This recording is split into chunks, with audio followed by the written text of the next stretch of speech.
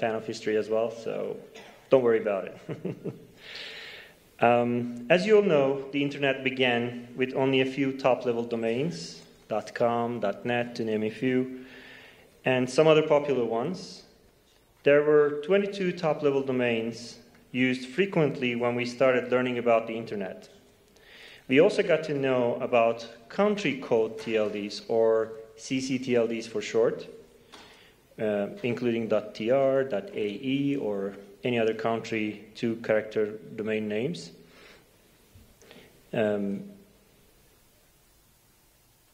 These provided a more local approach per country about the top-level domains and the domain names that we are registering. Still, the ICANN community believed the choices were still not enough and asked the namespace to expand even more to provide a better environment for competition and innovation. As a result, the new GTLD program was launched, and today more than 1,200 more top-level domains are added to the system. Unlike before, not all good domain names are taken now. And those who register a domain name can choose to have more relevant TLDs to their business, if it's a generic term, to their location, if it's a geolocation. So we have more choices, which also helps with the competition. In this broader namespace, brands also found their space themselves, find their place in the ecosystem, and started providing some specific and innovative examples of how they utilize the top-level domains. I think in this room, and those who are watching us online are aware of, somewhat aware, let's say, of this history. So I'll cut it here to talk about the today and future of the domain name industry, as well as the top-level domains. We will soon talk about what the latest trends are and dynamics are in the industry. We will also take a look at what's top-level domain space look like today. What are the dynamics? What are the topics that continue shaping the industry? And what can influence the players in this industry for the future? Our valued panelists have several presentations that explain these dynamics in a higher perspective and with a deep dive into its issues and challenges as well. Let me introduce them before handing the microphone to them. I would first like to introduce Mr. Mohammed Zaidan, who is the General Manager for MENA region of a well-known company in our industry, Nostar. They serve a wide range of TLDs across the world, and Mohammed knows the region well, and he works out of the United Arab Emirates. It will be interesting to listen to the dynamics of the region from him, together with his point of view for the dynamics and future of the industry in the Middle East region. Mohammed, will you come to the stage?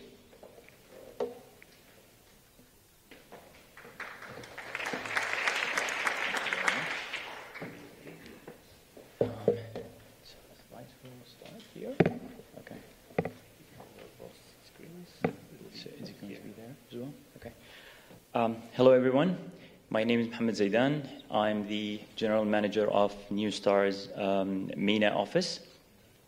I'm very happy to be with you today, and I'd like to take you through the domain name industry in a global perspective of it.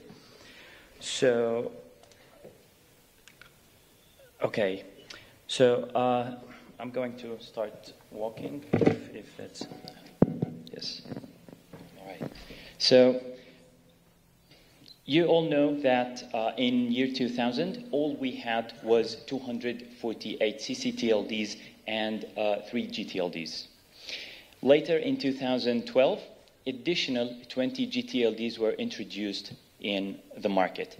And later, over the past few years and up until today, we have over 1,250 new GTLDs. Now, The 1,250 GTLDs, they fall under 3 different categories: generic TLDs, brand TLDs, and geo TLDs. The brand ones, we have over 605. Actually, it's 605 TLDs. The brand ones, we have 566, and the geo TLDs, we have 70 TLDs. Today, there is over 269 million domain names registered, and they're only registered under the top 25 TLDs worldwide. Now, let's stop for a moment here. Imagine that the number of businesses that are active out there all over the world is roughly 120 million companies. So, comparing numbers, you can easily tell that perhaps each company in the world has already got its own domain name, and maybe not. But it's a point for us to consider and to think about. Now, if we take the breakdown of these 269 million names, 167.1 million names are registered under traditional TLDs, and we're only talking about 5 TLDs. 95.3 million names are registered under CC-TLDs, under 17 TLDs in particular. That leaves us with 7.3 million names registered under new GTLDs. And again, we're talking only about the top 3 GTLDs. Now let's just make a quick recap for those who are with us for the first time, either here or remotely. When we say generic TLD, we're talking about the likes of .loan, .club, .buzz, .science, and so on and so forth. When we talk about brand TLDs, we're talking about .Nike, .IBM, .Netflix, .Microsoft. Geos, we have NYC, London, Berlin, Sydney, Taipei, and so on. Now, starting with the generic TLDs. If you look at this graph, it shows the numbers or the trend of registrations ever since the beginning of this program in 2013 up until now. We have right now over 23 million domain names registered under the new GTLDs. However, 13 million of these names are registered under the top 10 new GTLDs. That accounts for like 50% of what we have. But this is not what I'm here to talk about. What I need to mention in particular is that if you look at the graph from 2013 up until 2016, there was steep growth in registrations. And then later on, that steep growth stopped. Well, in fact, there was a decline. There was even a drop. That triggers several questions. Does that mean that the new GTLDs have lost their peak, they lost their momentum? Are we coming to an end of an era? Well, no, that's not the case. It's just that at the beginning of the launch of new GTLDs, many of the TLDs have done marketing activities where they've given domain names for free or at super cheap prices, and they were aiming to make money from renewals and from the consequent or the subsequent years. However, that didn't work for all of them. It might have for some, but I'm not here to talk about specific TLDs. I'm here just to talk about the global perspective. So that might have been the reason for the drop. But if we look at it 2 years from now, let's say in 2020, and we take the same chart, we will see that the growth has continued. There might be a small hiccup, which we see here in 2017, but that they should be fine. So the key trends for the generic TLDs. Now, despite registrations, there is still an issue that we need to stop at, consider, especially registry operators, which is the domain activation and utilization rates. It's still early to judge, but if we compare the utilization rates of new gTLDs in comparison with ccTLDs and traditional TLDs, they are way higher. Traditional TLDs are still the first choice for registrants if desired names are available. Focus of registry operators till date, and I'm here talking about the generic TLDs, is still around registering names, and that's where majority of marketing budgets are going. Overall market trend leads to speculation about the future of the new gTLDs. Brand TLDs. So far, we have we have 566 brand TLDs out there in the market. The number of registered domain names till date crossed 12,000 names. The number of companies that have used their TLDs is very, very high, and especially companies operating in the IT field, banking, and telecommunications. Now, if we look at these are some of the activations, campaigns, utilizations that companies have made and have done using their TLDs. But there is something that I'd like to highlight here. When we talk about brand TLDs, sometimes it's tricky to tell whether the success of the TLD comes from the success of the brand or vice versa. Well, we need to get to a stage where this brand TLD adds to the success of the brand behind it. Again, even for brand TLDs, it's still an early stage to judge. We cannot tell. So far, again, many companies, or most of the companies, have already used their TLDs. Many of them have started measuring the performance of these TLDs on their business, but we cannot tell yet that a particular company with a particular TLD, with a particular brand, with a particular brand TLD have already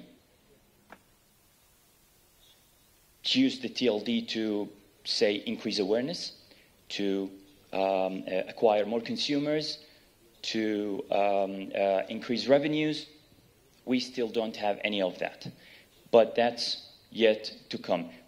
With brand TLDs, what has been done so far is good, and it will keep growing, and we'll see more results, I think, over the coming 1 to 2 years.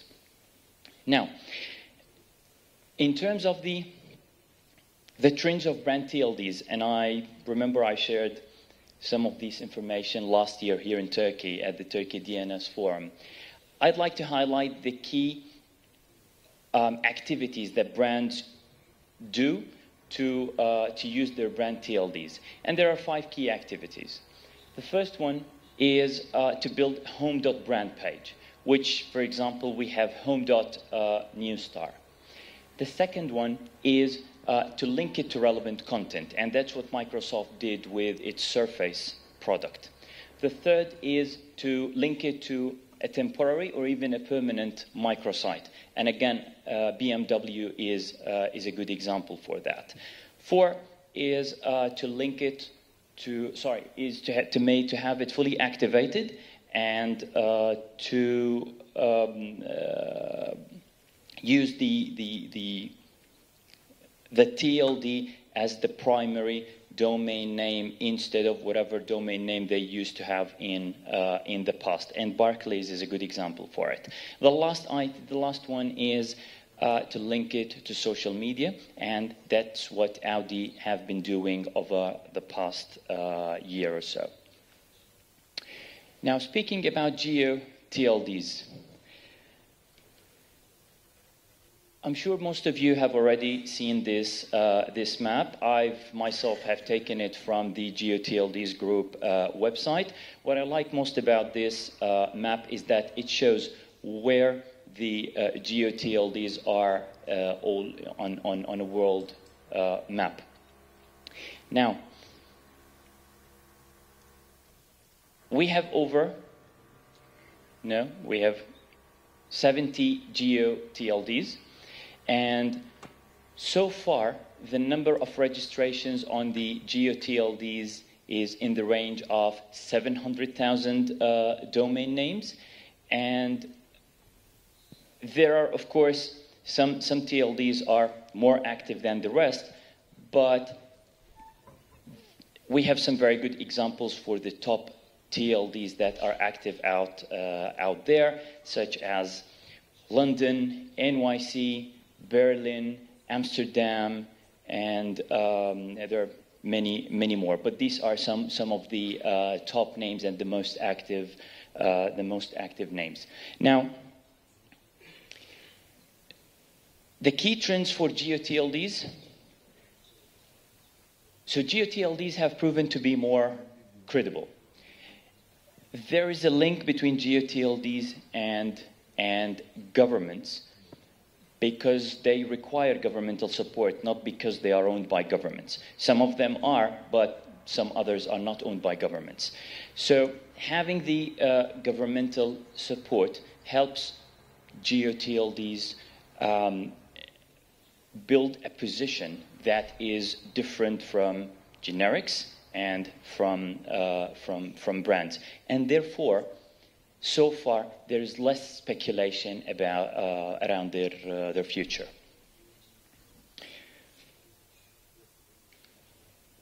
Now, 2018 and the way forward.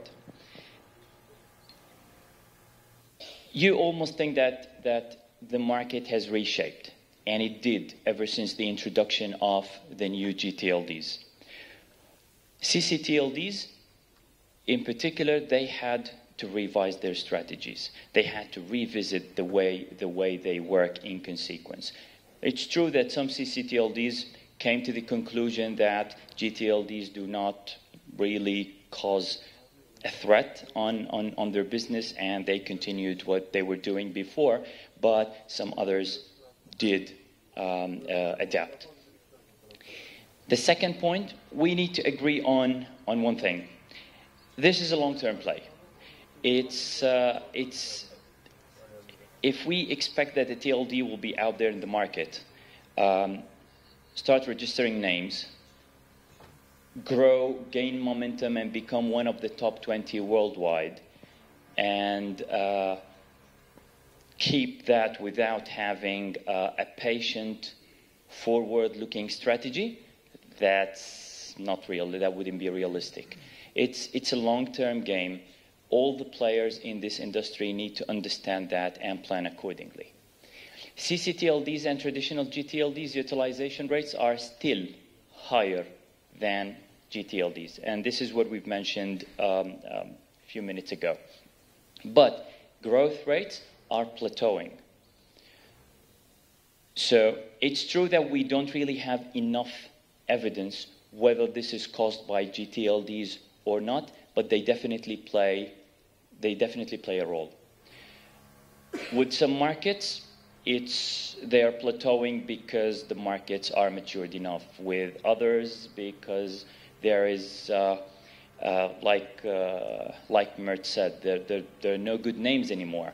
But the GTLDs offer a good alternative, and that might have its own say.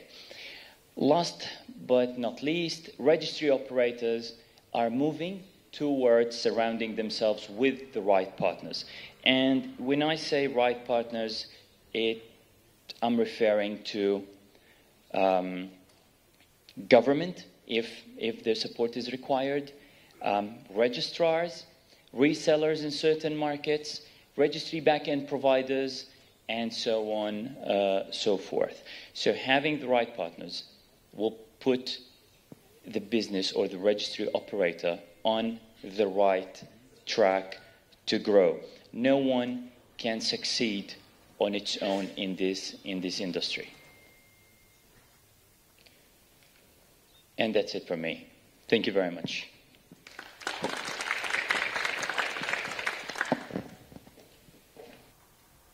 Thank you, Mohammed, for the great presentation. I'll take you to our seats there, and we'll probably have some questions. I want to look at the audience if they have any immediate questions for Mohammed. If not, I'll leave the questions to the end for general. I see no hands. Okay. So I'll before I ask my second panelist to come, I want to thank again, because your presentation had different parts, including the types of TLDs. One of them is generic, while the other one was geo, and the other one brands. I like the brand examples. I was browsing some of them at the same time, the ones that I didn't know. And I want to remind that we have a session at the end of the day about geo TLDs in this room again. So you'll be able to hear from them about how a geo TLD works, what are their challenges, and so on. So without further waiting, I would like to introduce my next panelist. Ms. Redine McGarry is the Director of Legal and Policy for Central NIC, another well-known company within the TLD industry, the domain name industry. The company is headquartered in London. It operates both CC-TLDs and new GTLDs. Ms. McGarry's background is law, and she's a data protection certified practitioner. I guess you will agree that it will be interesting to hear about various industry dynamics from her from legal perspective as well. So, Redine, the word is yours.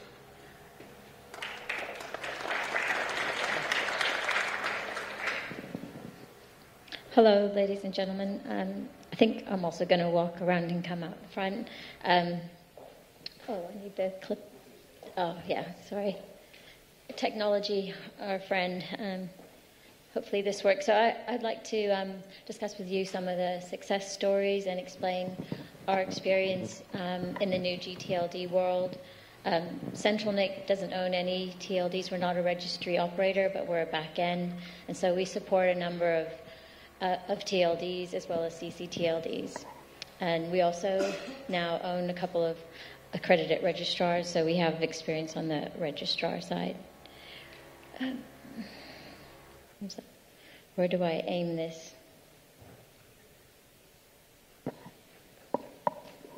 Is it just forward? Oh, there, we got it. Thank you. So Mohammed has explained a lot about the kind of landscape of what's happening, and just a little bit about the background of sort of from before 2002, as he explained, it was a world of just some legacy TLDs that were well known, the kind of old TLDs, and the CC-TLDs. And then after the new GTLD program, we saw the brand TLDs as we've been introduced to, and then the open generic TLDs, and then we have the full landscape there on the bar graph. When ICANN launched the new GTLD program, some of the key points were about objectives of helping innovation, which would bring about new ideas, new uses and business models in the naming system. It was also about consumer choice, giving alternatives to what the domain name's extensions are. There's also the competitiveness to drive activity and allow market-driven competition to exist in the namespace. And always considering with ICANN's goal is making sure this happens in a secure, stable, and resilient internet. Now, as Mohammed explained, this is the graph of the new, this just represents the new TLDs. You'll find this graph on the NTLD stats. And what we've wanted to look at in a bit more depth on this presentation is looking at what we call the tipping points, to kind of dig into why we've seen these different major points on the graph, and what does this really represent, and what does this mean for the new GTLD program. And I'm going to go through each of these, which we identified as key turning points in the new GTLD space. In the first phase we sort of mark this as from February, March 2016, where you have the initial growth. And this is where we saw the volume increase by 50% in just 3 months. And this was due to mainly a lot of promotions. If you dig down into the figures, you see a lot of this was around Chinese promotion. And we saw, in particularly, West.cn, who registered like 500,000 domains in just 4 days. Again, we saw this big increase was focused on a number of a few TLDs. In particular, you dig down into the stats, you'll see it's .xyz, .top, .club, and .wang. And the major focus of this growth, this spike, was the numeric domains within the Chinese market was a key focus. The tipping point 2, we've kind of coined this the kind of penny promotions, and this happened in June 2016. Again, a lot of this was focused in the China market, where we saw some major pricing promotions, including West.cn and GMO. In some instances, we found that domains were offered for less than 5 cents, and in particular, we saw the growth of .xyz, who added 3 million domains in just 7 days.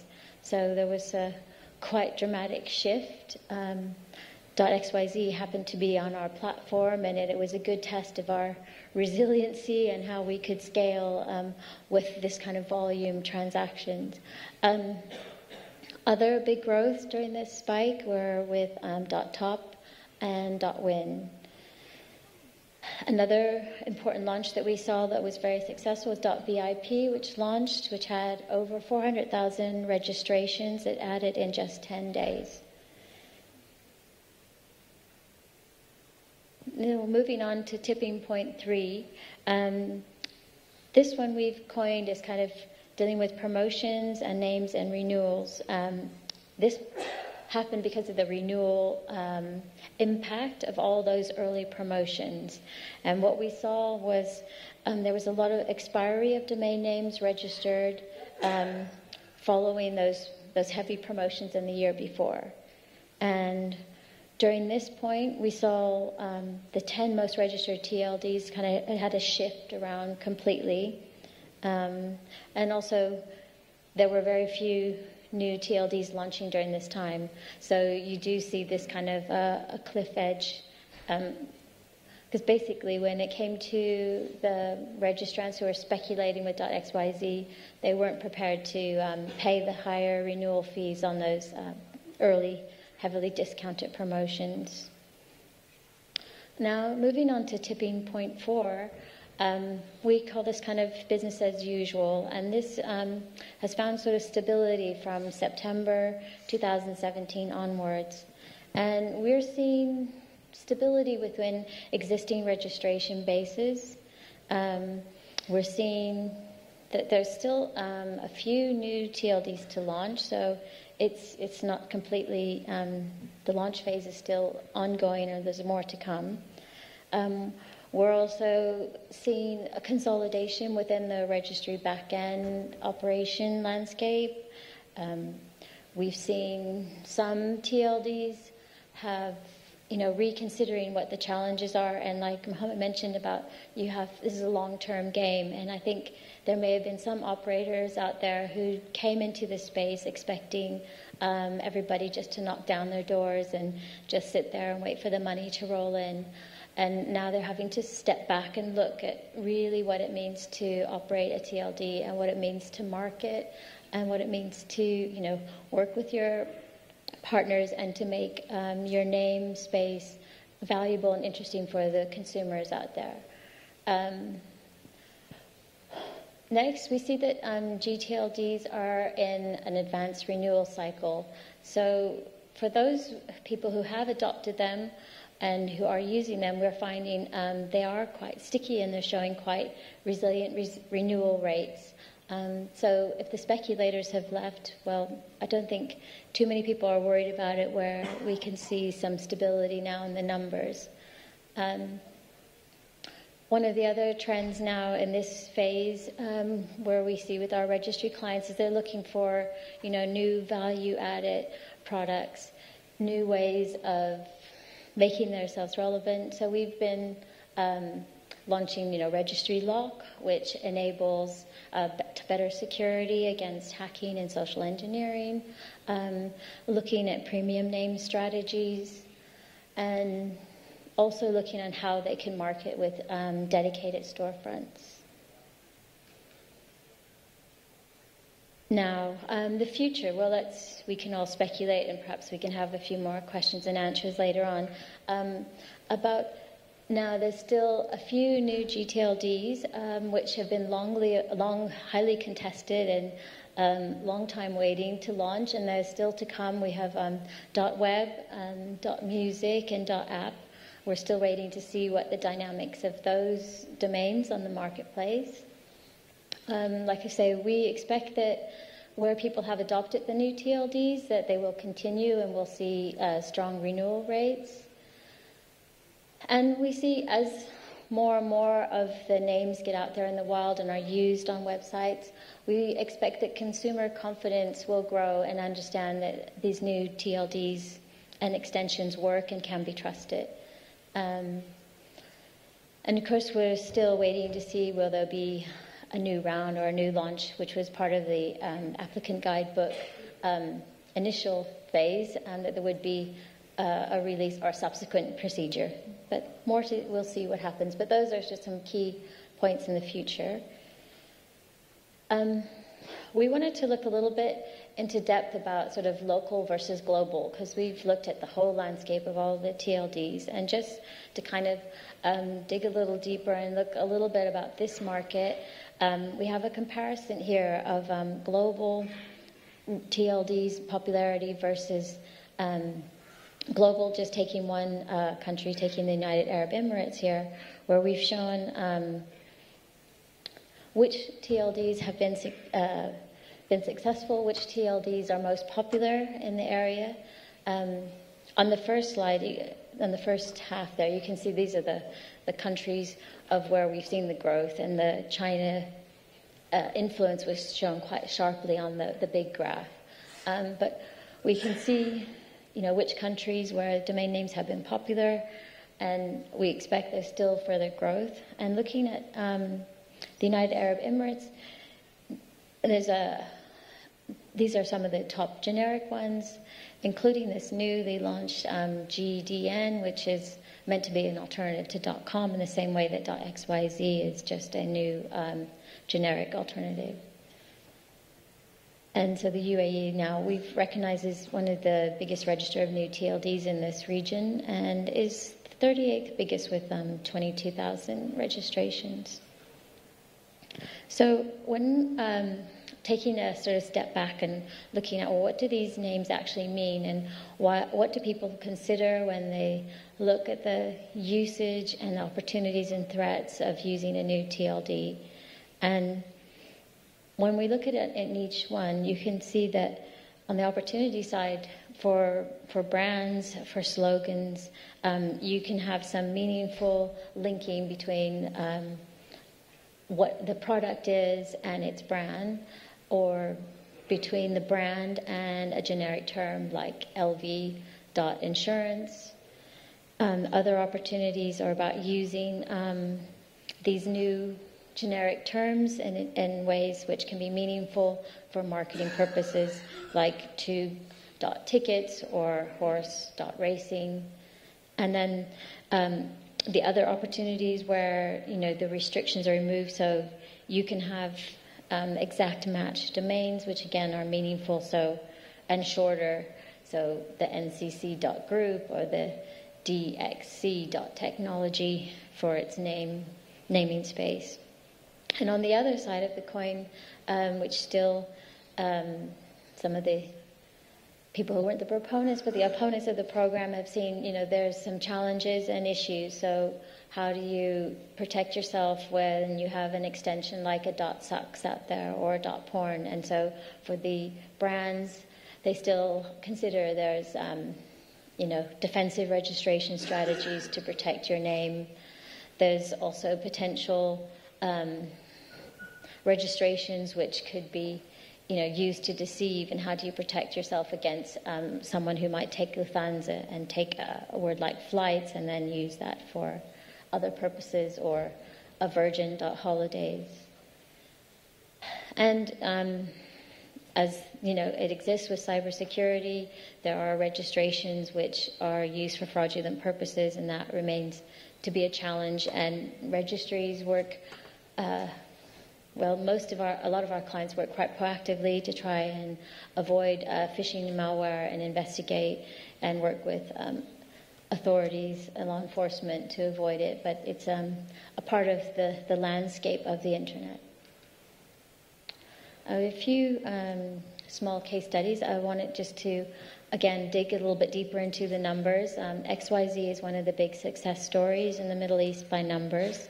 It has... It's now one of the most popular new GTLDs in 50% of all countries in the Middle Eastern region. And it's a top 3 domain name in over 83% of the Middle East. And, so it's become quite popular. They've worked very hard in marketing. They've worked very hard with working with the registrars in the region and having a price which is attractive to new users. And they've tried to tap into a kind of younger, hipper generation of users on the internet. And XYZ is the top new domain name in Egypt, Saudi Arabia, Iraq, Turkey, Pakistan, Yemen, Cyprus, and Jordan. So, also just to again go a little bit into the numbers here. So where is XYZ? Where have they got to today? And they now, at one point, they had over 5 million registrations on their penny promotions. They're now stable down to about 2.3 million domain names under management. They have less than 1% active .xyz abuse. They work very hard in making sure that there are takedowns quite immediately, that it's a challenge if you have freely available or cheaply priced domain names to make sure it's a trusted zone. And that's one of their key points about making it good, as well as preventing all the... to make it trusted, you have to make sure you don't have too much abuse in your domain space. They also, as we do on all our platforms, we have variable pricing out in the marketplace, this premium name strategy, and they've recorded and happy to publish. They've sold 1,500 variable price domain names, and not just cheap names. In the last year alone, they've had 1.7 million new domain names and over 300,000 domains renewed in 2017. And the number of, that's interesting, they have the figures for those pages which are now indexed by Google. So they're seeing their active sites now using .xyz names. And there's obviously some value in terms of in the aftermarket now, showing that XYZ names now are attracting an average price of $823 per name. So just a few use cases. Here's one in Saudi Arabia of the architects. Here's a local website in Turkey. Here's one from Israel. on a wearable fertility tracking device. There's one from the United Arab Emirates. Here's one of a customer from Egypt. So not only are these domain names out there, there is active use and websites now across the region. Moving on now, just talk a little bit more in depth about the .brand landscape. And what we've come to recognize is .brand is kind of a single, intuitive, and secure location at the center of the domain universe, which will help improve online marketing, fraud prevention, and intellectual property protection. And that's the reason why we believe that companies, have embraced the new .brands, and while new companies should want to come on board for these purposes in the next rounds or openings. And again, so just explaining that again, this is why people own .brands. These are the values that brings for a brand in terms of enhanced security and brand protection, increase efficiency on digital marketing, reduce existing domain names cost, and hopefully, increase the trust in your brand.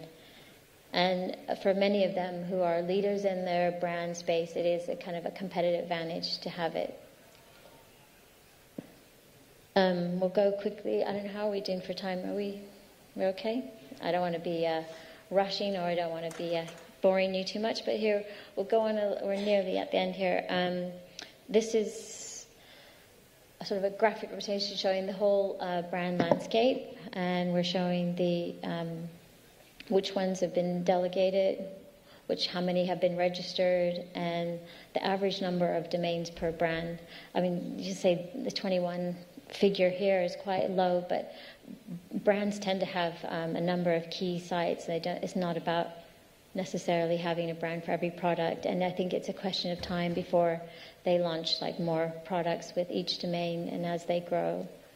And you can see the brands do cover all the different areas of the industry, from insurance, real estate, automotive, IT, industry like Scandic, banking and financial, media, retail, manufacturing, and health. So it's a fairly broad brush of scope of industries who are in the new TLD space. A few brands, again, just to highlight some of the world brands who are in the space who have their own TLDs. Locally, although it's not on here, we work with Etisalat, STC, and Kuwait Finance House in the Middle East are some of the local examples that we work with.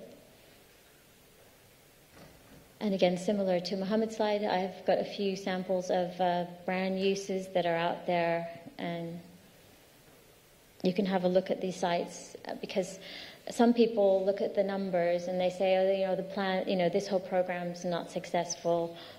New TLDs are not a scratch on what .com has, but there are live sites, and it is happening, maybe on a slower scale. And that's. Any questions? I'm happy to take them, and then I think we'll move on to the panel discussions. So I'll hand back to Mert. Thank you, Radine. If we have any questions from the audience, we can take them now, or you may choose to also wait for later. I see a hand. Yeah, I'll just bring the microphone. Let's make this interactive. Okay. Hi, I'm Dave Piscatello from ICANN. Thank you. These are interesting statistics. One of the things that you mentioned was that some of the brands are looking for add-ons to their platforms and services. And then when you talked about XYZ, there's an interesting case study there, because when they first came out with their very inexpensive one-penny promotions, they raced to the very top of the space with 5 million domains, but they weren't quality domains. There were a lot of domains that were abuse domains. When they started paying close attention to eliminating the fraud pages and the other kinds of abuses, their portfolio dropped to almost half, but now they had more quality domains. And so I think that that's a signal that many of the new TLD operators are realizing that it's very valuable to keep a clean portfolio, because then you have the renewals, you have the quality domains, and you have the consistent revenue. Do you think that that's a trend? Definitely. Does this work? Hello. Yeah, can you hear me? With XYZ in particular, from the very beginning, because they were very competitively priced, they were really concerned about potential abuse in their namespace, because if you just allow anything to happen, you soon will find you'll be blocked, you will have reputational issues, and it was really important for them not to have that brush painted as being the place where every domain should be blocked because by mail servers and other platforms, because it's just associated with abuse and junk. So that definitely is a key point for XYZ and really for all the clients, but mainly where you have the cheap ones. People buy them quickly, they're using them, and then they dump them on the criminal and abuse front. So that's key. Like I said, a lot of where the cheap speculation happened was in China, and it was a kind of phenomenon, and I think it's a little bit of a, I wouldn't read too much into the Chinese market as, it's a blip along a bigger scope of things, but it was fueled by a lot of speculation. And, if it's not, people weren't buying the domain names for use, if they were, and no one was really understanding why it was happening. Even at the time, people were like, why all these numbers? People were suggesting that it was something to do with the Internet of Things, and they thought if everything has to have a number or a theme, then we just would, or maybe it was to do with money laundering. Were they trying to get money out? Were they thinking they could speculate? I mean, there are a lot of theories, and I think we don't need to focus too much on that now because it's kind of past, and we're entering more of a stable phase where hopefully we'll see, real uses and.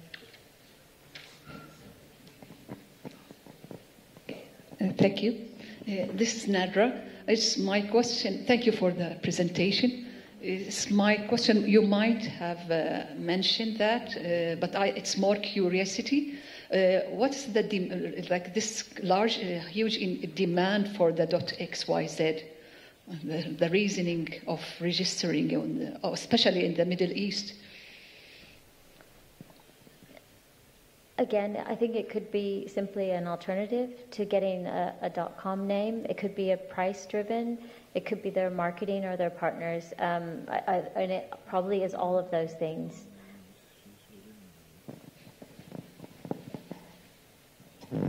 We have another question in the back.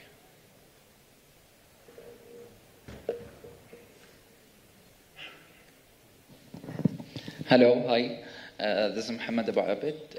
I have a question regarding the new top-level domains, the brands, and the GTLDs. Don't you think that allowing those number of top-level domains will create kind of conflict to the end of user and to the companies also? For example, let's say BMW. They have .com, .bmw, and for the certain countries they have, for example, bm.sa and .car. So this number of variety of options, it might make the user, the end user, I mean the internet users, conflicted, and more opportunities for fraud cases. Don't you think we have to have like certain guide for the companies to follow, or I don't know, maybe to have something like, as I said, a guide for the companies to follow to which top-level domain they have to go, or make it as open as possible?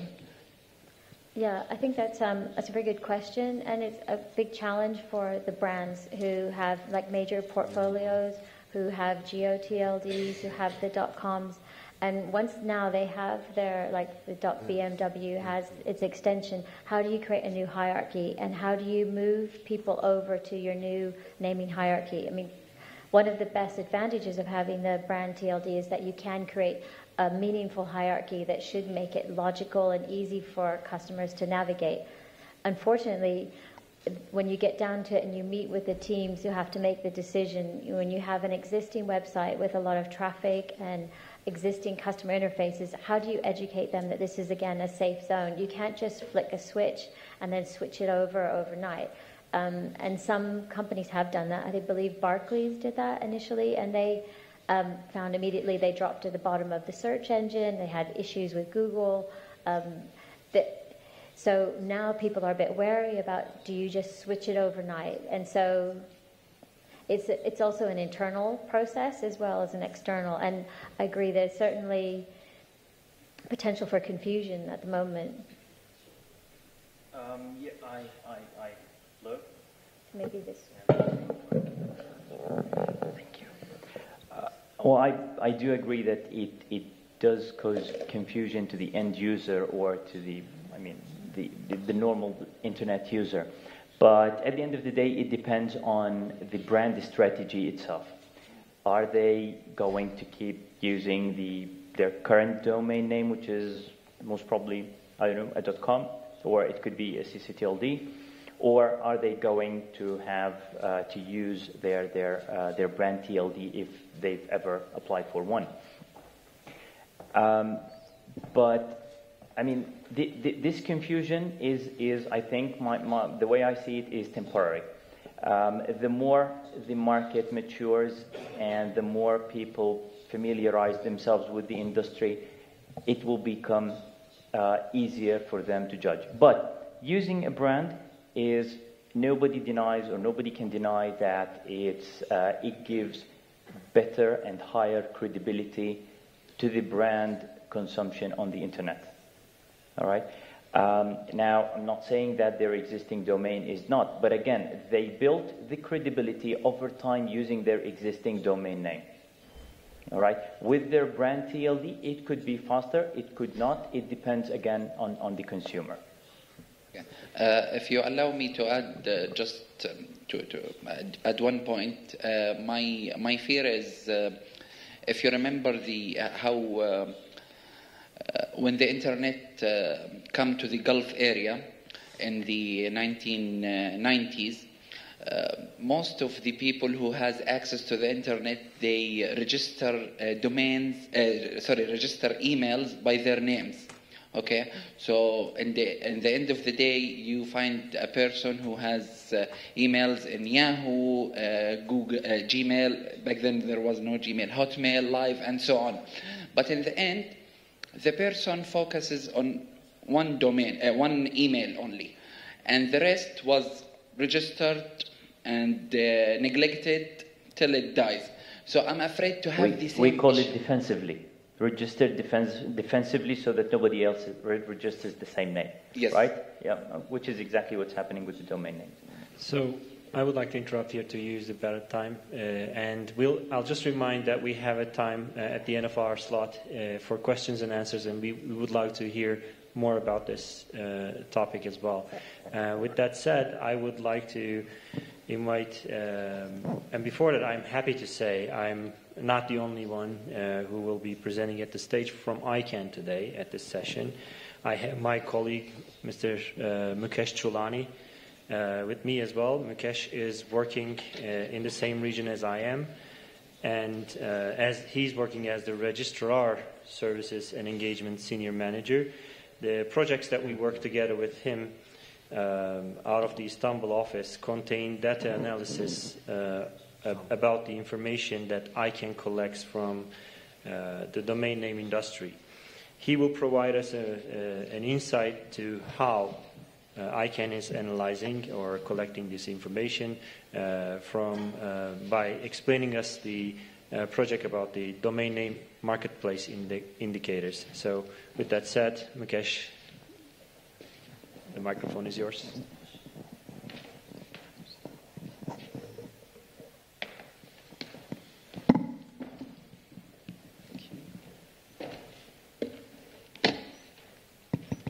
Working. Good afternoon, everyone. My name is Mukesh Chulani. Benim ismi Mukesh Chulani. ICANN İstanbul ofiste Registrar Services olarak görev yapıyorum. Daha Türkçe konuşabilirim ama Tarzanca çıkabilir. O yüzden İngilizce devam edelim. I basically said if I continue in Turkish, you're going to hear Tarzan speak. So let's continue in English. There's a funny thing which happens when you put data in front of people. And it started to happen when the two previous speakers displayed their information. We had Dave ask about a specific question related to his interest, and Nadira followed. And it was really a nice way, and I'm kind of apologetic that I have to interrupt this flow. But I wanted to speak about the domain name marketplace indicators effort at ICANN, which I'm the staff facilitator for this project.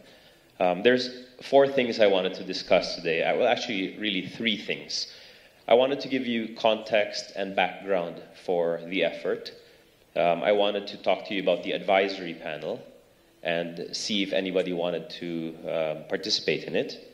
And then to give you an idea of our ongoing efforts, as well as milestones we've hit so far. So just some context. There's a variety of data and metrics-related efforts at ICANN, and this is not an exhaustive list by any means. There's really interest in presenting indicators which can address specific goals within ICANN's 5-year strategic plan, have specific facets to them. So for instance, the Identifier Technology Health Indicators addresses goal 2.1 in ICANN's strategic plan, and that is to have a resilient, secure, stable, and healthy internet identifier ecosystem. And that, I'm starting with the second item there. And that actually leverages a whole set of data, including the first item, the domain abuse activity reporting system. And we are fortunate to have Dave Piscatello here, who's running essentially the domain abuse activity reporting effort. So the domain abuse activity reporting is a system which collects open source or proprietary multiple data inputs to provide a picture of domain name registration and security threat behavior. The project I'm chairing is the marketplace, domain name marketplace indicators effort. And our goal there is to track evolution against ICANN goal 2.3. That is to see whether the market is evolving to be robust, stable, and trusted. And another effort within ICANN is called the Domain Open Data Initiative. You can just think of this as an umbrella term for a repository where data sets can live and be accessed by whoever is interested in accessing it. And what's the purpose of that is really to try and replicate that data, to verify that data, to use that data to answer the types of questions that started coming up. So our project launched at the end of 2015 as the GTLD Marketplace Health Index. That's what it used to be called. And as I mentioned, this is part of the whole KPI indicator dashboard at ICANN, specifically targeted to goal 2.3, which is to support the evolution of the domain name marketplace to be robust, stable, and trusted.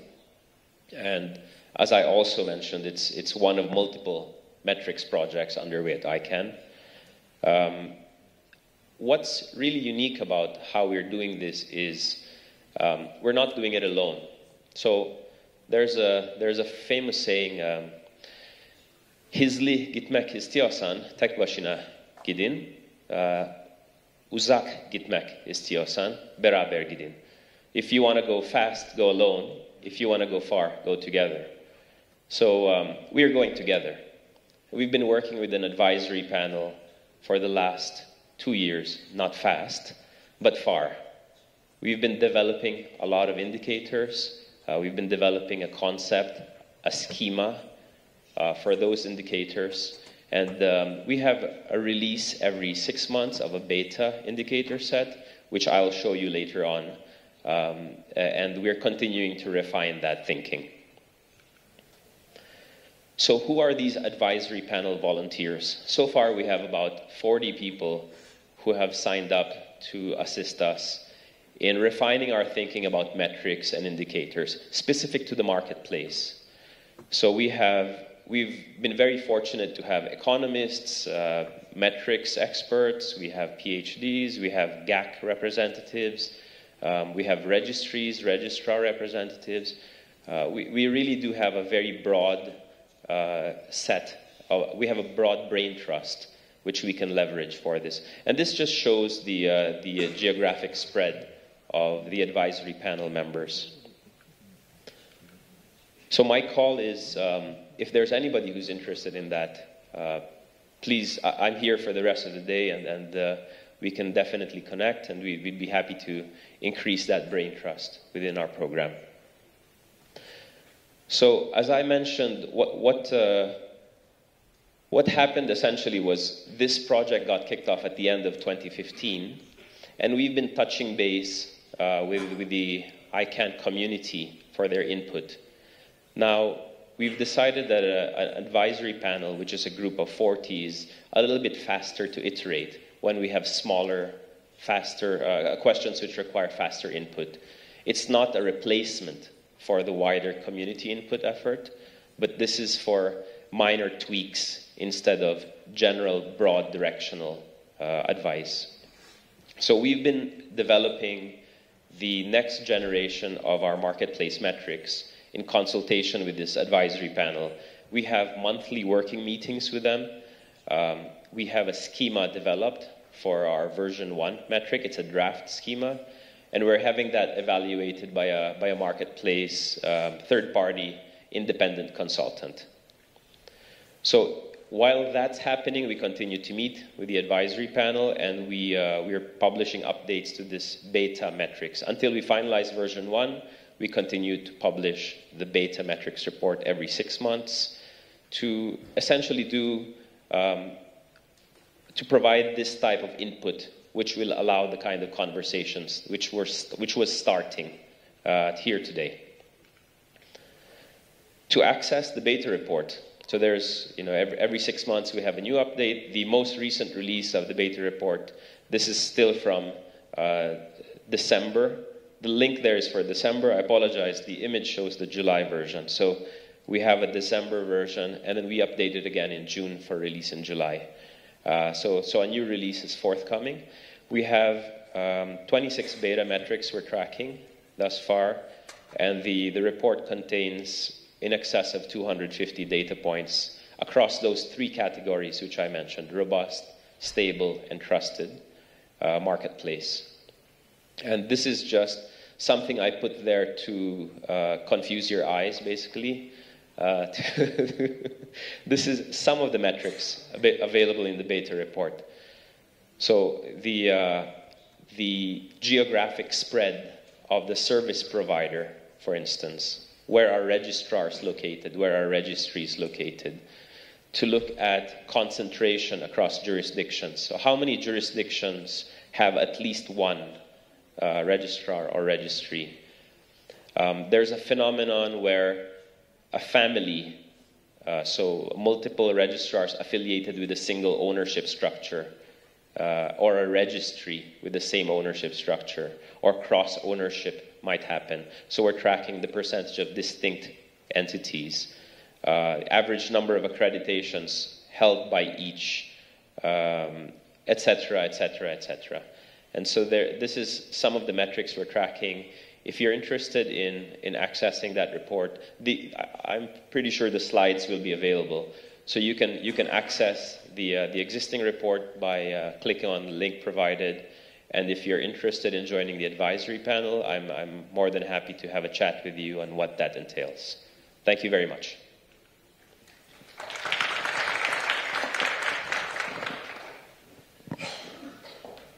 Thank you, Mukesh. And I'll have you there as well to take some questions. We have it's 17 minutes left for the next set of talks. So before we go into that, I want to ask the audience if they have any questions, because while Radin, Mohammed, and Mukesh was speaking, I took some notes, and I caught some nice points like the Chinese market. The numbers there are really being registered, as far as I know, as high. And there are reactions about registering domain names in local scripts or languages, which is a high trend, I know. And I want to ask some points about registrations versus non-renewal afterwards, and also some insight to registry lock. So I want to see the audience. I just wanted to lay these down to see if you have any, if it rings a bell on your side. If you have any questions, we can take them now, or I can start asking the questions as well.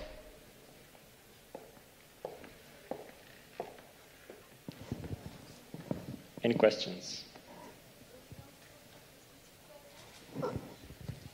Okay.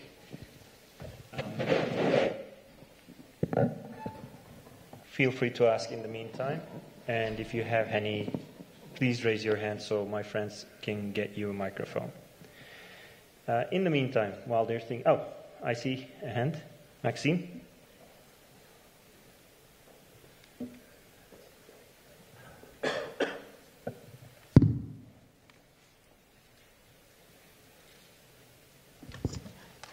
Maxim Alzoba.Moscow.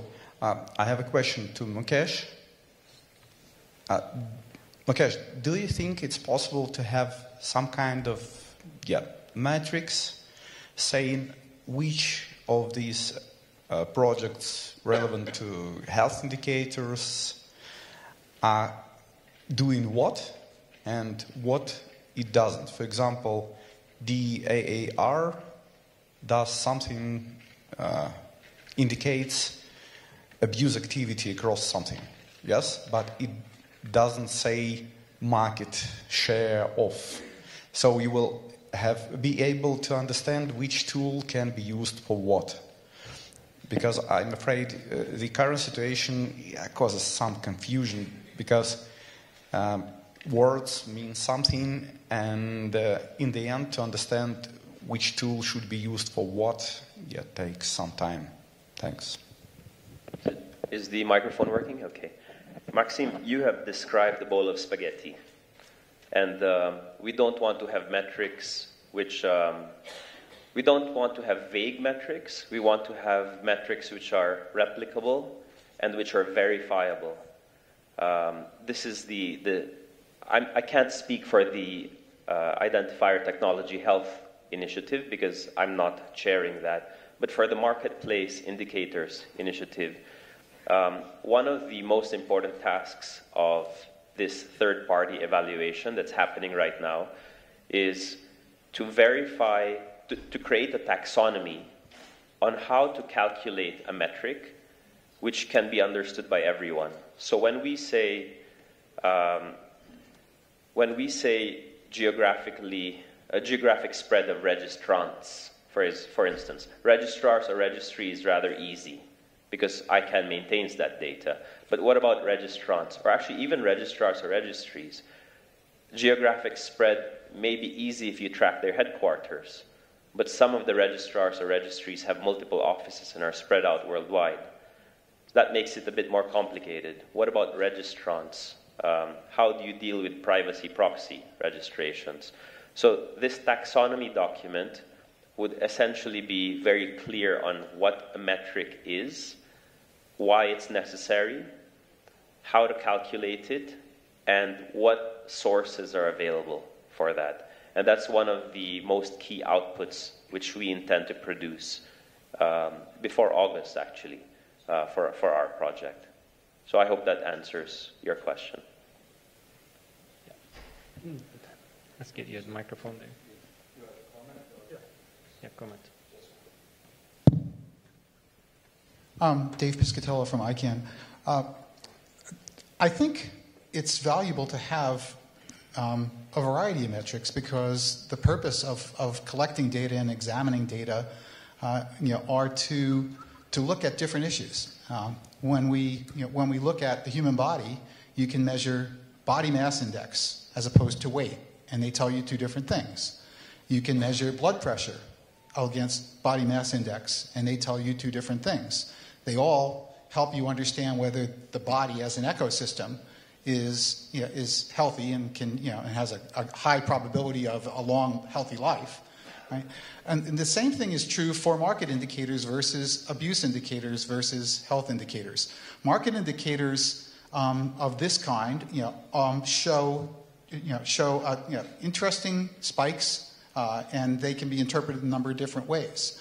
But the value of collecting the data that NTLD stats collects is that it gives people a very high level view where you can go in different directions. You can say, well, what caused this very, very dramatic spike? And maybe you associate it with pricing, or you associate it with promotions. So you need to look at another level.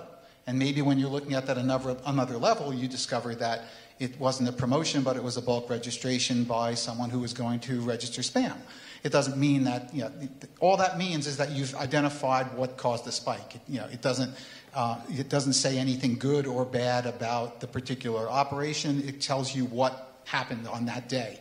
And so I think people worry too much when you see data published, because they're not looking at the nuance below that data. There's lots of different reasons why the NTLD stats look like there's a normalization. Just that one graph isn't going to tell you those. So it's important that we go and we come up with other metrics to help people know that, yes, the way we're moving in the new TLD program is largely healthy. Vast majority of the new TLD program TLDs have very, very clean portfolios from an abuse standpoint. So by looking at these, we find out more than somebody saying, well, there's spam, so it's bad. Well, there's lots of drops in renewals, so it's not an interesting TLD. But you can't make those decisions at that level with that kind of data. Exactly. While we're handing completely agree, Dave. Thank you, Dave, and thank you, Mukesh. And while we're handing off the microphone to our second question, I would like to remind that there's a session at 2 o'clock today, which Dave Piscatella will be presenting as well, which is about the efforts for improved security, where you can ask more about the security questions there. Thank you. Thank you. This is Ali Al-Mishal. I come from an ICANN community, which representing the end user, and I'm part of the Asia and Middle East. So coming from Bahrain, and I've seen the statistics that have been shown about the utilization of the new TLDs.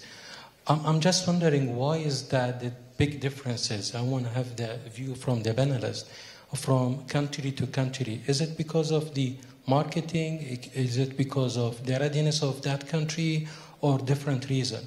Because coming from Bahrain, I haven't seen that there is that much of acceptance or readiness or appetite to have these new TLDs, while I can see the UAE have a good number.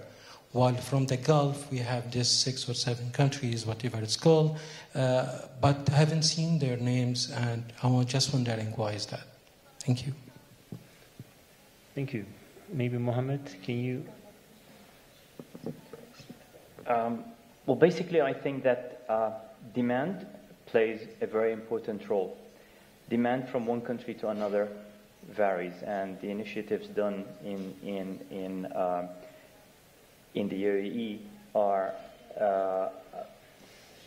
more than, let's say, other countries around let's say, in the region. I don't want to talk about the world. But at the same time, it also depends on how strong the existing CCTLD is. And I'll take .au as an example. Australia, of course, it has its own uniqueness and so on and so forth. But the country CCTLD is very, very strong over there. And that has a very apparent effect on the growth of GTLDs there. There is growth, but it could be bigger if the CCTLD was not that strong. But in this part of the world, I think it's more it's a matter of demand rather than anything else. I think there's also it's registrar activity and having people who embrace domain names, where there's quite a big market in domain names in UAE. Perhaps in Bahrain you don't see the same amount of traction, and numbers of people who are just buying and selling domain names, and active registrars and promotions through existing customers. I think what we've seen is generally new domain names are offered to people who already have domain names. So it's still a challenge, I think, on a global scale to get people who don't have any domain names to buying their first domain names. And I think that's not just a challenge here, it's a challenge globally, and to make sure that how to keep domain names relevant and how to make sure that people who've never bought a domain name see the value in owning a domain name. And I think that's a kind of a wider challenge, but sort of an offshoot of your question, but that helps. Good questions and good answers. Any other questions? If not, I have one while you're thinking for your questions. This is related with the regional aspect as well. We see a lot of registrations in China, and we know there are, they recently had the opportunity to register names in Chinese, which is booming their industry as well. Why do we not see the same demand in Middle East? You think about Arabic and those other scripts and languages. Do you have any thoughts about that, Mohammed and Radin? Well, interestingly, in China, I was talking with at the APTLD meeting as to why there's not more Chinese embracing the Chinese IDN. And in fact, there's something that was obvious to Chinese people, but maybe not to you and I, and that is that for typing and creating Chinese characters, you have to, using the ASIC keyboard, there's a number of sequences. And younger people in China don't necessarily all know how to type in Chinese characters. The fact is that many of them are getting used to ASIC characters, and the keyboard itself is having an influence. I know that's just a small point, but an interesting dynamic that maybe it's not always immediately apparent why IDNs haven't been embraced. But it's also a matter of time and people having seen them and getting used to it. So I think it's what time scale are we looking at? Just because something exists today, not everybody's going to rush and buy it today. Yeah. Thank you. When it comes to Arabic in particular, in markets like the Chinese market, I completely agree with what Raiden said, but at the same time, Chinese is, of course, with all its dialects, is the one and only language to a great extent in the country. The problem in our part of the world is that we either have English or French as the second language, and for a decent portion of the end users, it could be as strong as the first language, and that makes it as easy for them to type in English, so they wouldn't really need it on the short term. But that said, in a research that was done by, I think it was done by Google some time ago, there's 137 million who are still going to get online in the Arab world, and the second language is not as strong for them. So, like Raiden said, we don't expect the current internet users to jump and get those names and activate them and start promoting them, but it could be an opportunity in the future, inshallah, in the near future.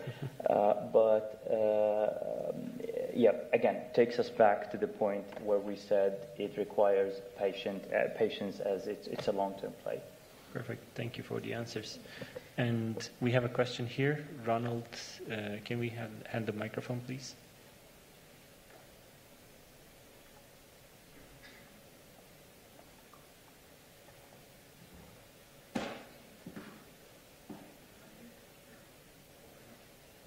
To switch? Yeah. Hello, my name is Ronald Schwärzler. I'm CEO of .Wien. I will be on the city TLD panel today in the afternoon. Just a remark on the questions. Why are the United Arab Emirates probably the most numbers of registrants or whatever it was there? If you're reading the statistics, you have to be aware what is the basis for the statistics. I know a very large Indian registrar, and if you're doing a contract with them, it's a contract you are doing with United Arab Emirates, and probably these numbers just fall to the registrations in the United Arab Emirates. I think Switzerland is the country with the most new GTLD registries, because many of these companies have their headquarters in Switzerland. Never ever does Switzerland have the most GTLDs. Don't believe this. And if you're looking at the German most criminal city, it says it's Frankfurt, most drug abuse in Germany. The largest airport is in Frankfurt, and so the most drugs are detected there. 100% of financial crime is reported to Frankfurt because it's the banking center there. My daughter lives in Frankfurt. It's an absolutely safe city. But if you're reading the statistics, it says Frankfurt is all about financial crime. So I'm not sure whether United Arab Emirates is the #1 in registration in the Middle East. For sure it has the most important companies located there, and probably these numbers are somehow calculated there. I don't know whether this is true, but if you read statistics, please take care. What are the numbers that you are reading? What is the basis for these numbers? Thanks for the comment, Ronald. And we have a question in the back. Munir? Yes, right?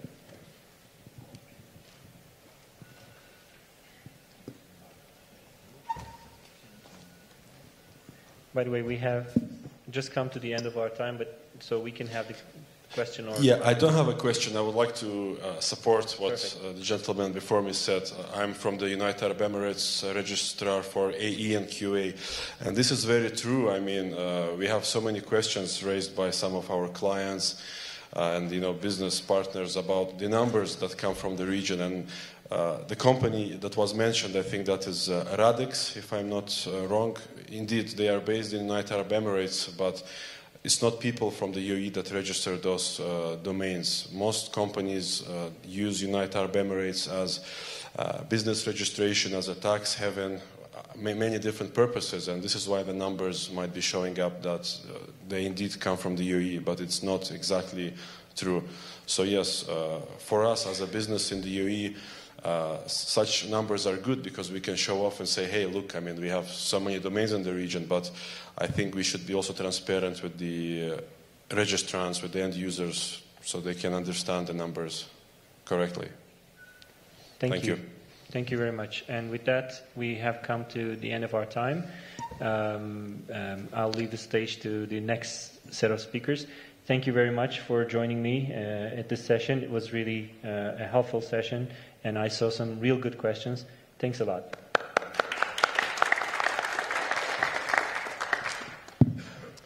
Thank you, Mert, and thanks to our speakers. Very interesting discussion. So before we break for lunch, we still have 30 minutes. We're going to have two quick talks on two different topics. So I'd like to invite Hadia. Hadia Al-Minyawi is the director of the DNS Entrepreneurship Center. The DNS Entrepreneurship Center is a joint project between ICANN and the Telecom Regulatory Authority of Egypt. The main goal of the center is to further develop skills and capacities in the domain name space across Africa and the Middle East. And Hadia is going to tell us more about the center and what it's currently up to. Hadia, whenever you're ready. So this is going to be like 15 minutes talk, and then we have another 15 minutes talk on a different topic on ICANN's nominating committee, or NOMCOM. This is a committee that selects and appoints members of ICANN board of directors and different councils of ICANN's supporting organizations and advisory committees. So we have one of the NOMCOM's members, Nader Al-Araj. I think she's here somewhere. Yes. So once Hadia is done with her talk, Nadira will go up to the microphone to give her talk. We hopefully will have a few minutes for questions and answers. Hadia? Okay, so good afternoon, everyone.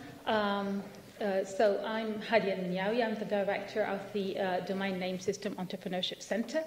I'm glad to be here with you today to present the center and talk about it.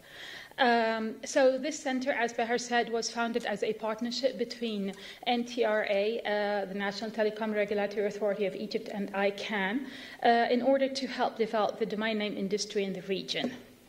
Our vision is to become a trusted body that works to grow the domain name industry in Africa and the Middle East. And our mission is to foster the evolution of a robust and healthy domain name marketplace in the region through understanding and addressing the local needs and providing an entrepreneurial platform for business development, collaboration, and knowledge exchange. To realize our mission and achieve our vision, we have put a 3-year strategic plan that started in July of 2016 and ends in June of 2019. So we are more than halfway through. I shall try today to share with you what we have achieved so far, what we are still looking forward to accomplish, some of the success stories, as well as the challenges that we face. And I point here that our strategic plan is a living plan that we try to adapt and modify as we go along in order to achieve our goals. So, what have we been doing so far? We've been working on developing capacities and raising awareness in relation to all aspects of the DNS industry. To support the development of the Internet ecosystem in Africa and the Middle East, we have been working on developing capacities. We have embarked on a youth outreach and capacity building program, and we continue to provide workshops and training. I shall try briefly to highlight some examples of what we have been doing. I'll try not to be too boring. DNSEC has become a trusted body within the Egyptian academic community. We now conduct a yearly workshop during the summer break at the Faculty of Computer and Information Sciences at Ain Shams University. We have been doing this for the past 2 summers, and we continue. We have started providing university course projects where the center presented ideas and assisted in the implementation and evaluation of projects required for a networking course at Nile University. The course is taught by Professor Nashwa Abdelbaki, who is a former CCNSO member. We presented to the students 2 projects: a registry monitoring system and a universal acceptance project. And we shall continue with the course projects with Dr. Nashwa and the Nile University through the next academic year as well. Last November, we conducted a hackathon in partnership with IBM, where we had 4 teams trying to extract meaningful data from GTLD zone files. In the previous session, there were questions about .xyz, and I take this opportunity to highlight the work of one of our 4 teams, where .xyz was actually their trigger. The team mentions in its report, XYZ jumped from around 2.9 million registrations to around 6.2 million in just 4 days. Then we found a huge descending in the trend. It lost around 4.1 million registrations in just 5 months. Here we got our project idea. That's what they said. So the project idea was to collect as much data as possible, try to analyze it in order to know the factors that affect the registration trends. Well, the hackathon was only 3 days, so they were not really able to come up with true trends. However, to be able to think like this and come up with that in just 2 days is remarkable. Currently, I am in contact with Hassan, one of the participants of this team. Hassan is a student at the Faculty of Computer and Information Sciences and is the founder of the Entrepreneurial and Innovation Center at Almenia University. The center in Almenia conducts training courses and helps startups and young entrepreneurs in realizing their projects. I'm going to Almenia this Sunday, inshallah, to participate in an event called Startup, organized by the center. The aim of the event is to highlight the importance of innovation and entrepreneurship in Egypt and Arab world. I might be also signing an MOU with the center if we are able to have the paperwork done on time.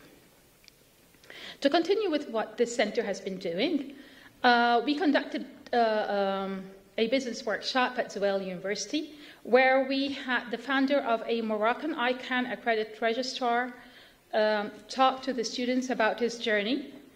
Then all students were invited to come up with their own startup ideas. And as part of our outreach program, we attended a career fair at Zuwayl University. We organized several workshops with the Egyptian Universities Network, targeting network operators. And regionally, we conducted workshops in Morocco, in addition to other Arab countries, and participated online in workshops in Benin and in Botswana. The center has been helping with the Universal Acceptance Program in Egypt. We prepared a list of suggested contacts and entities, helped in organizing the first event and in inviting the attendees.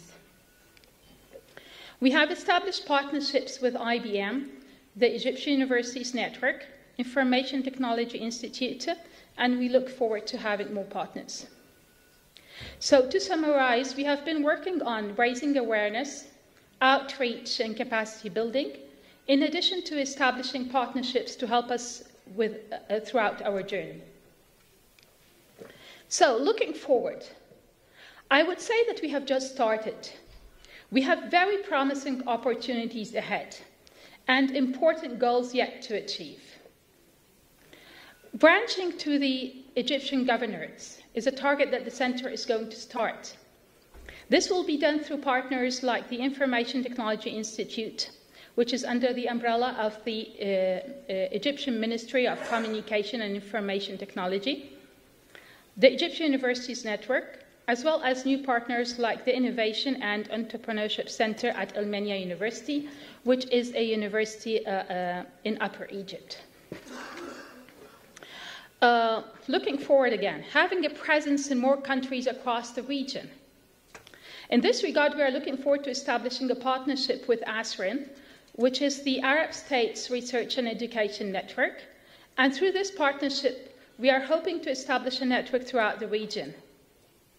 We are also trying to establish a partnership with Nigeria Internet Registration Association Academy.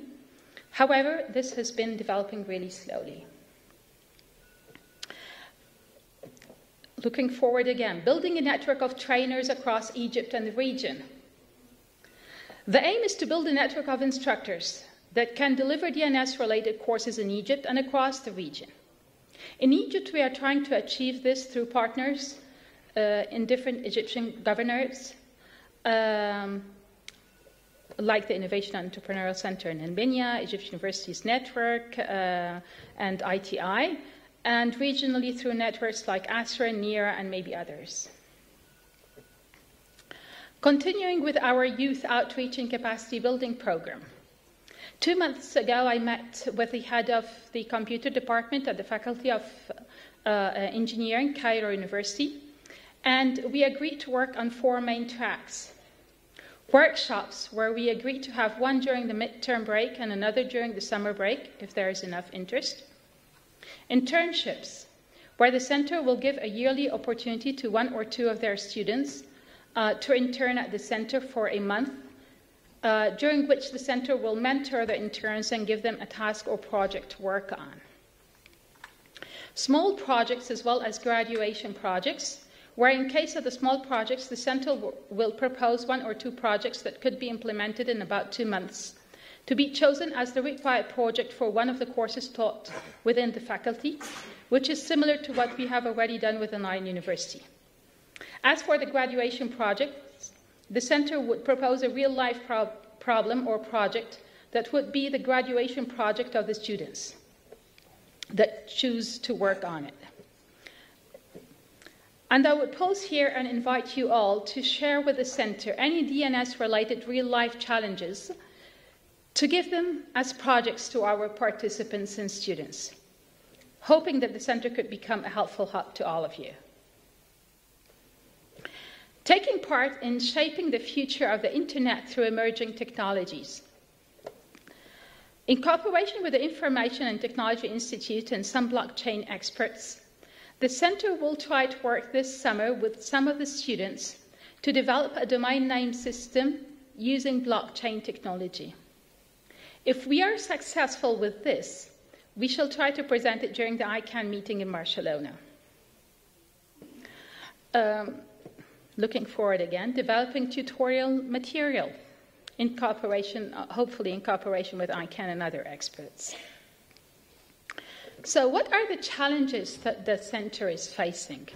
Well, resources. This is a huge challenge.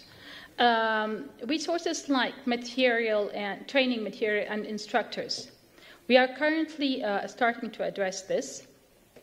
Currently, the center's instructors are Engineer Abdel Men'em, who's with us today, Muhammad Salah, and Abdel Hamid, basically the .master team.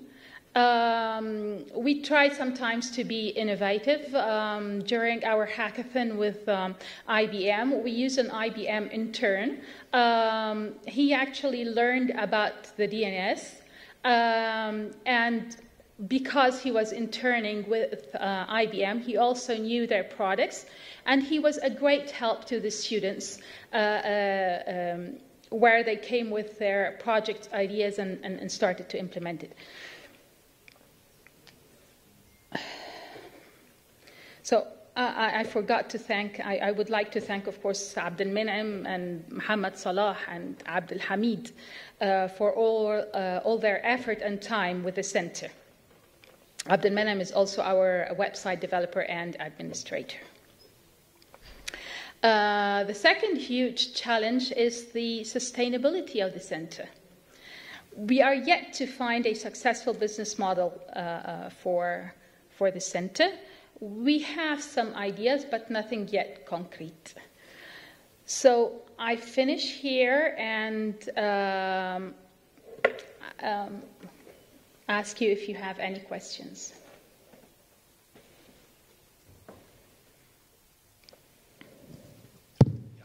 Thank you, Hadia. Any questions for Hadia? I hope I was not that boring. No, I think that was quite interesting, especially the blockchain part. But if no questions, then thank you. Thank you again, Hadia. And I'd like to invite Nadira to join the stage. Thank you.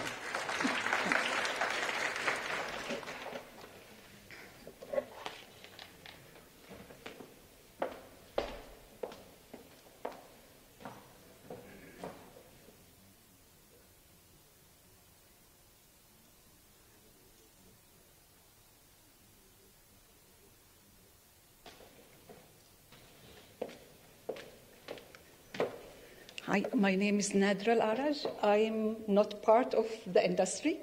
I am a freelancer. I started with ICANN as a fellowship 2015.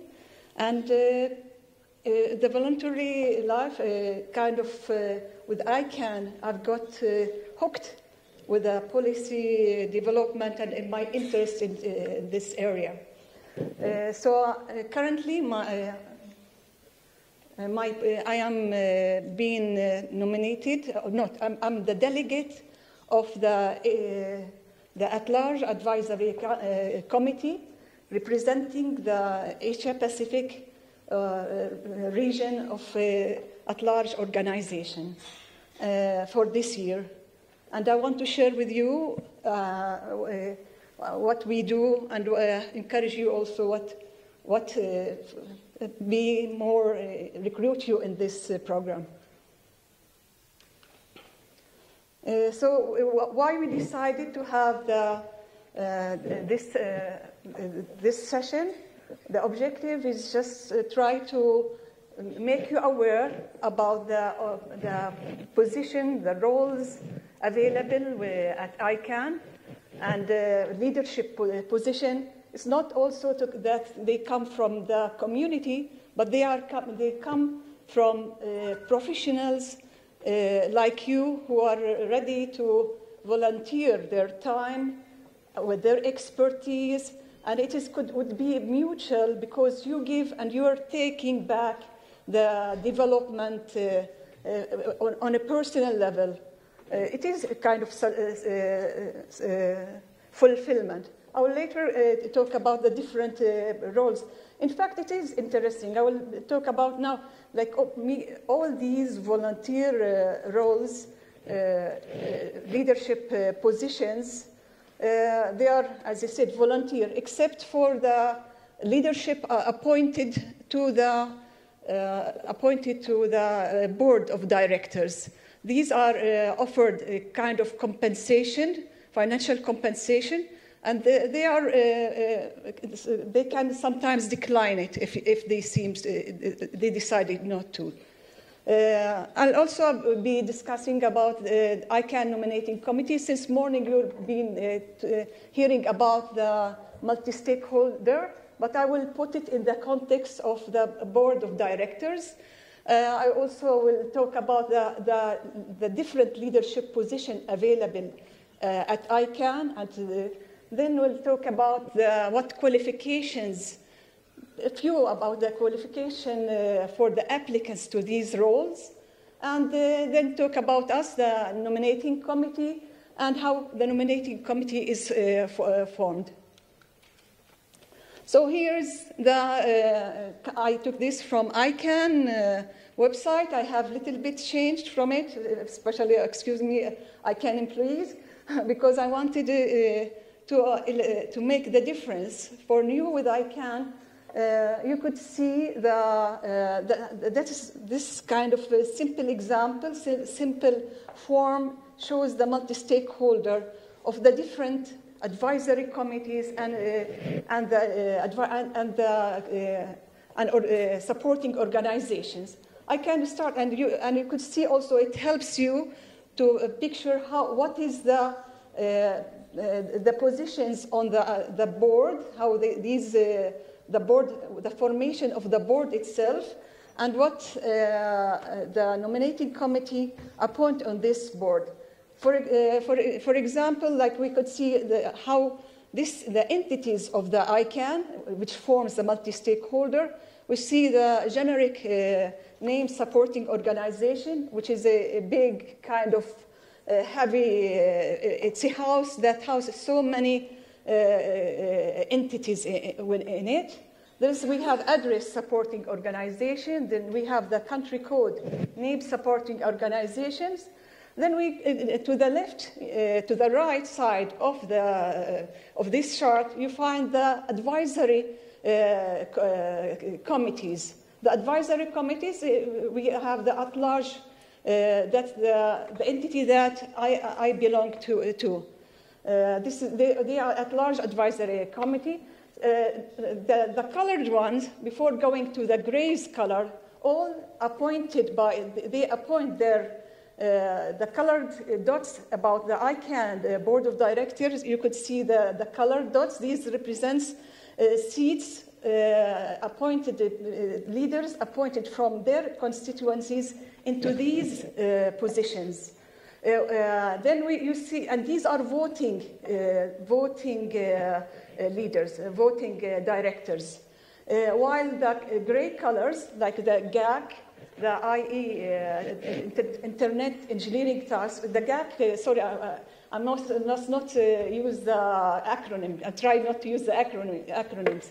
The Government Advisory Council. Then we have the Internet Engineering Task Force. Then we have the Technical Liaison Community. Then we have the Root Server System Advisory Council and the Security and Stability Advisory Committee. These also appoint, they appoint their leaders, representatives on the board. The blue colors, you could see the 8 blue seats. These are the responsibility of the nominating committee. And for sure, we are not appointing them all in one. It is by rotation. For this year, we have only 3 seats on there. I'm talking about the nominating committee itself. The nominating committee, it is I changed it, this chart, and I pulled it away to indicate that it it has independence. So it is the way it is formulated to have the independence, but at the same time to independence from any supporting organization or any advisory council or any board member, any CEO, any board member, to have independent in their way to when they appoint on the board of trustees. So to be able to have recruit people from the community, we have to bring somebody not within we can get somebody applicant from the community, they have a higher chance, but also there are people in the community who are not aware of such positions, and they could be part of the different leader positions. So that's why it's important. For this year, we have different. I'll speak a little bit about the leadership available. We are working on them, but I will continue about the nominating committee. So the nominating committee is not just independent, the representative coming from these supporting organization or advisory committee, but they are also, they work under the ICANN mission, in mind, ICANN mission and the bylaws of ICANN. So see, these are some of the what the nominating committee are tasked to do. I put question mark, and it doesn't represent what it is, because usually we don't know the new nominating committee. Then they know exactly what number of seats to work with. For example, this year we are tasked with 8 positions. The 8 positions we are tasked to appoint. We have 3 seats for the boards. We have a board of directors. We have 2 seats for the at-large advisory committee. We have 1 seat for generic name supporting organization, and we have 2 seats for country code name supporting organization. Another task, some years, not at my time, there is the board, if needed to change, then they will appoint, the nominating committee will appoint the board. And also last year, because with IANA transition, an affiliate was created with a public PTI. This also, they appointed two roles there. Let me now talk about what qualification, what thing to match each of these positions. The most important is anybody appointed to these leadership positions have to have the leadership skills for self-learning, have seeking knowledge, have to work with a consensus environment. And these are certain skills we look for.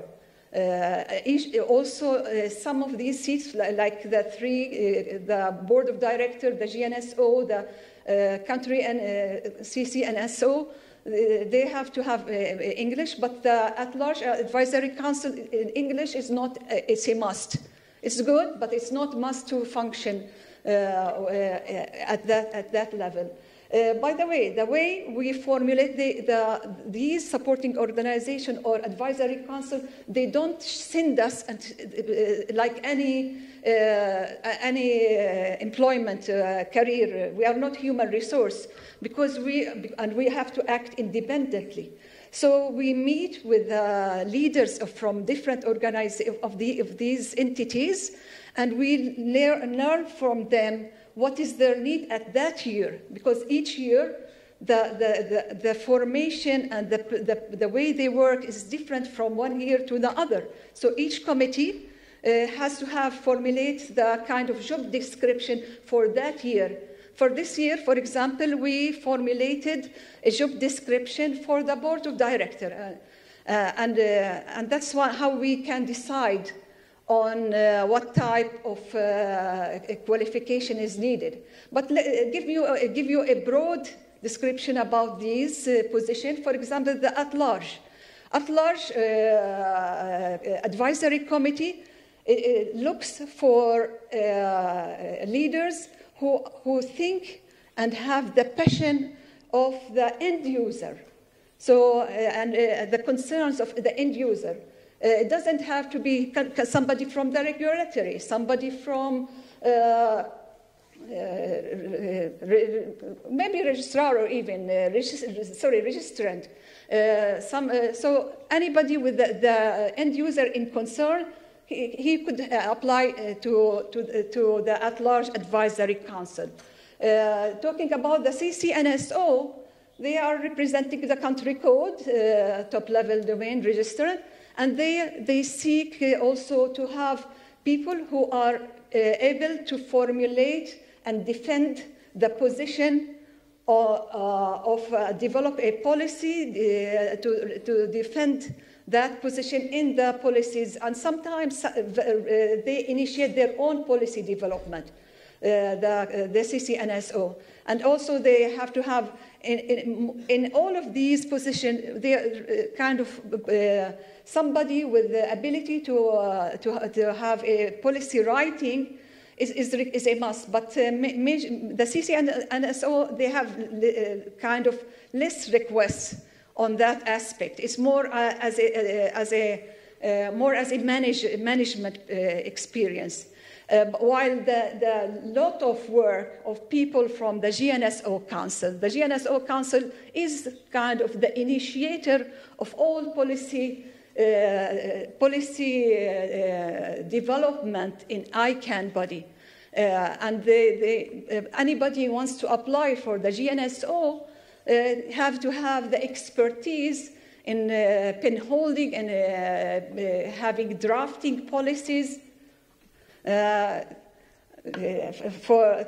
apply there. As the board is like anybody, because they will be looking about the whole ICANN and its multi-stakeholder organization, they have to have some financial and have strategic thinking perspective.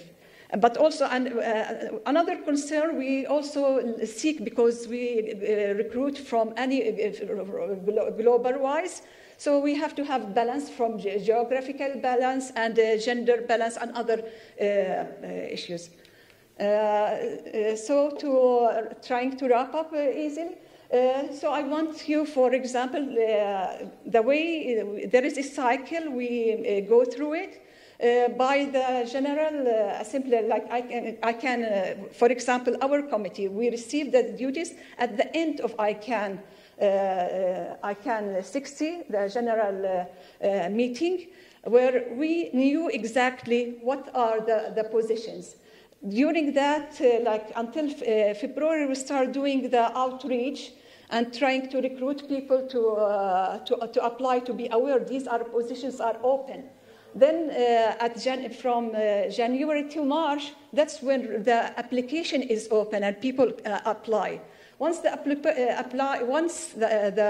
application closes, that's our heavy duty. It's time-consuming, and we are into the assessment process. We reduce. This year we have 109 applicants, and we have met face-to-face and studied every single applicant by itself, and we reduced the number from 100 to 37, and now we are working with the 37 to interview personal, over the phone interview with every single one to reduce another reduction. The finalists will be invited to Panama, where they will be interviewed in person, and then the decision of their appointment will be announced. And I don't think you will be interested to know how the nominating committee is formed, because it try the way that it forms to reflect the regions and try to reflect the bodies within ICANN. For example, I belong because from the At-Large Advisory Council, we have five voting members, and these voting members we represent different regions.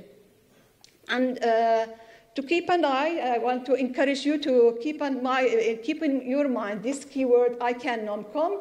Search for it. To have learning, it comes to you every time you search. You will find information about what is more information many more information from whatever I talk to you, and I'm here. I will be just look for me to give you more detail if you are interested in the future